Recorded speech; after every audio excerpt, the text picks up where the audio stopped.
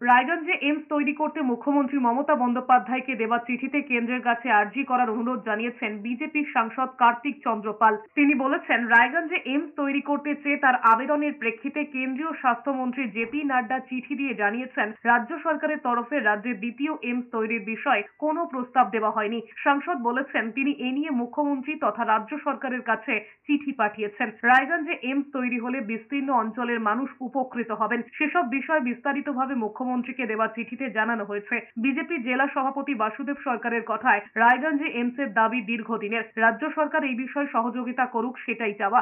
তৃণমূলের জেলা সভাপতি কানাইয়ালাল আগারওয়াল এই প্রসঙ্গে বলেন, 100 দিনের কাজ, আবাস যোজনা, সড়ক যোজনা ইত্যাদির টাকা কেন্দ্র দিচ্ছে না, আর রাজ্য এইমস চাইলেই কেন্দ্র তা দিয়ে দেবে।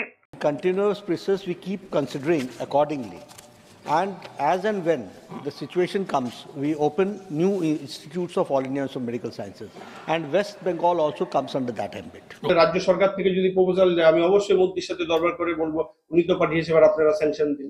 আমি তো 100% নিশ্চিত, আমার আবেদন বলে না, এটা আমার উত্তরবঙ্গবাসীর আবেদন, আমাদের রায়গঞ্জ লোকসভাবাসীর আবেদন যে এইমস এখানে দরকার, এবং হয়তো উনি 100% সারা দেবেন, এটা আমার বিশ্বাস।